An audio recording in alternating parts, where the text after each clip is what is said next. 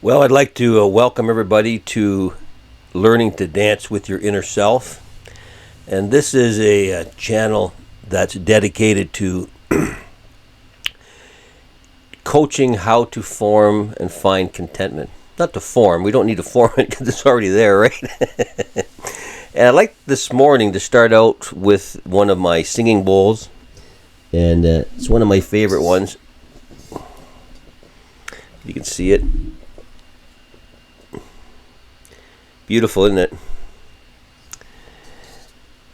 The interesting thing about, so in Buddhism, we ring the bowl to remind us to be present. But it's interesting when we do ring the bowl and listen right to the very end, the ringing brings us to a place that's very special, right? It brings us to a place that is silence, the end of sound, right?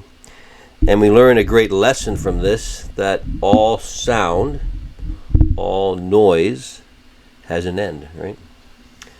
And that if we simply sit silently and listen, we will eventually outlive the noise. It has to happen, right? Because the beauty of silence is that it is always there. It is a constant state that is being interrupted by noise. And this is very similar to our lives, right? We are in a state of constant contentment that is being interrupted by our thinking and then by our actions and that sort of thing. So finding contentment is very, very possible in all of our lives because it comes from removing the things that are creating temporary disruptions in our contentment. And we'll see that it was always there, right? So anyways, let us ring the bowl and let us follow it to the very end and find silence. And you'll see that it is kind of difficult to do because when we do it, we are often interrupted by the need to do something else, like continue this video, right? But let's try it and listen.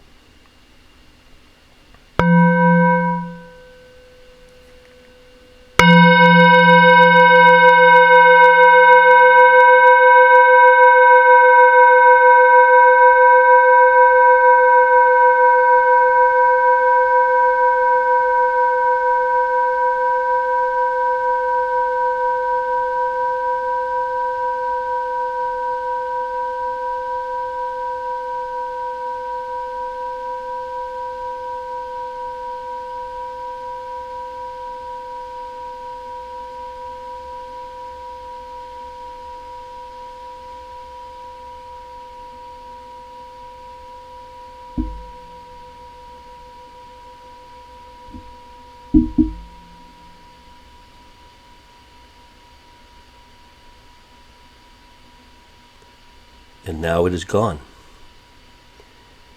leaving us in a place of silence. Is that where I hit the mic by mistake?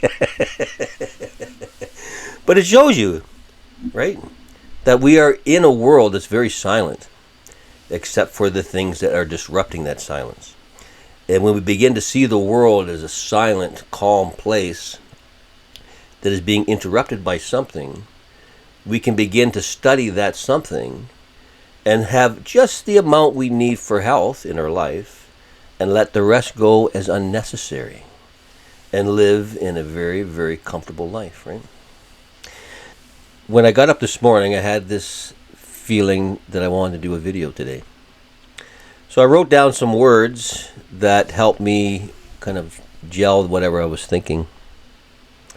And I thought that I would share these words with you today in our desire to be content, right? Contentment is the goal of all things, right? It is what we do all things for so that we can have a state where we need absolutely nothing. And so this must be our natural state, right? My teacher once said, because there is this, there will also be that. In those simple terms, he described karma, the cost and the reward of our actions.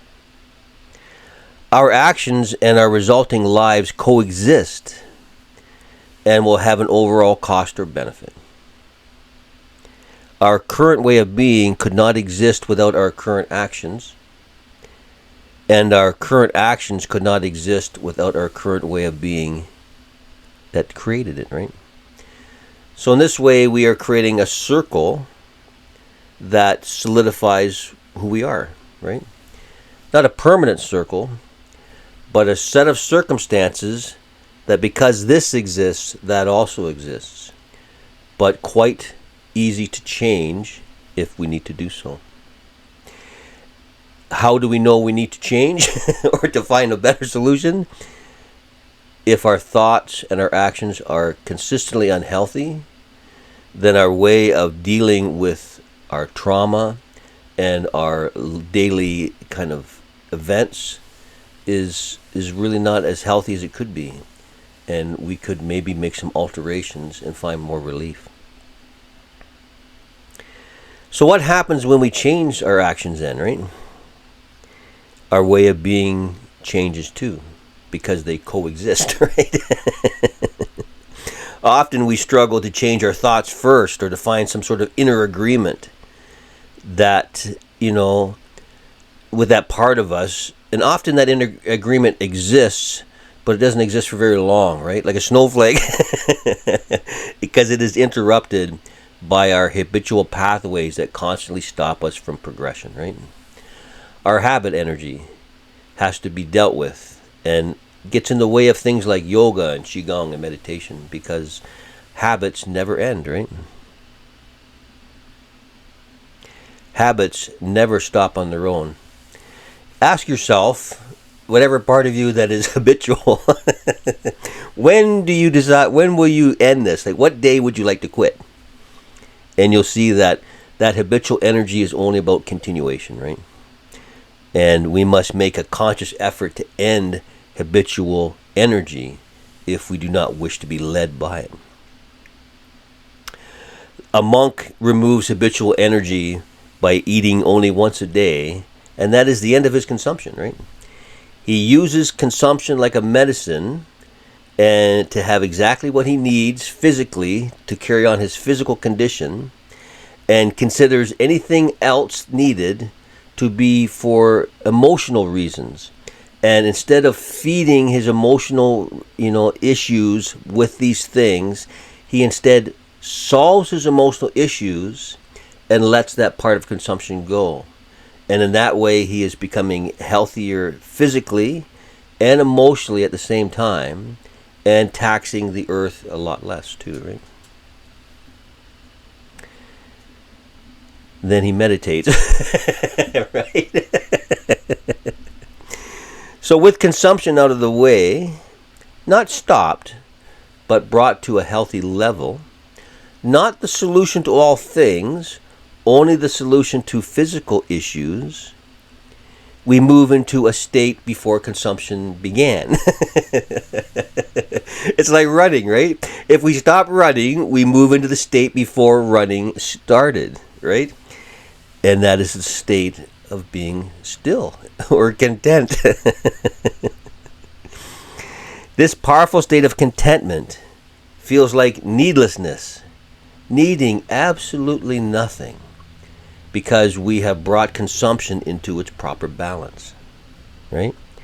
And for that reason, we are not really pushed around or kind of are laser focused on getting the things that we need. And we see that our openness returns, because we cannot be too open in the consumptive state, right?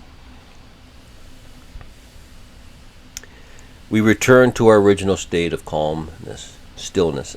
It's always there, like the silence in the room, right? Only interrupted by noise. Remove the noise and you'll see the silence was always there. Consumption is a state of doing, like walking or drinking, or as my teacher used to say, like shitting. I was shocked.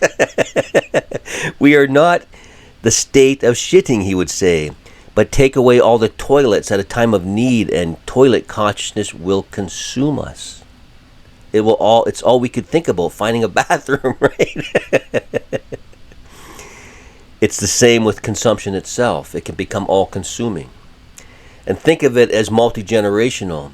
If through multiple generations we have been solving our emotional problems through consumption, and we were taught that since birth, we may forget that there was a time that the human race did not see this way. Or perhaps there was never a time that the human race saw this way, but it is the actual state that exists and is now seeing something new and more powerful, right? My teacher once said, when in the state of consumption, of wanting and getting, we have a range of consciousness starting at working hard to get and ending at murder. And we are somewhere in between. While in the state of consumption, right? We're in the state of focused getting, from working hard all the way to the point of murder, if it feels like it's the right thing for us to do. And for some, they come to this conclusion, right? But consumption, like using the bathroom, is temporary if it is not used for emotional healing. What we are left with when the consumptive mind has quietened is our original state of being loving and open and not needing a single thing. And when have you felt that lately? That is the point of meditation, right? To sit in the state of needing not a single thing, including being fixed.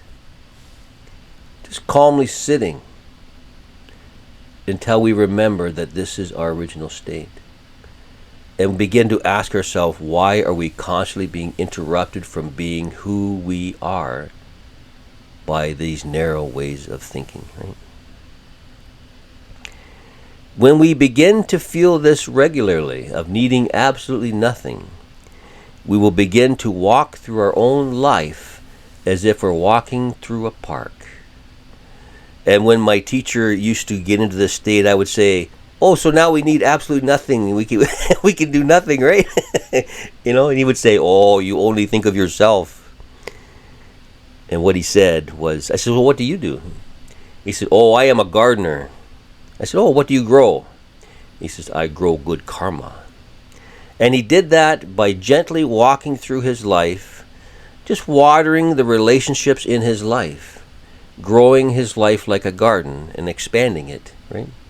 Helping others to grow their gardens and expand theirs until the gardens grew together into a beautiful relationship.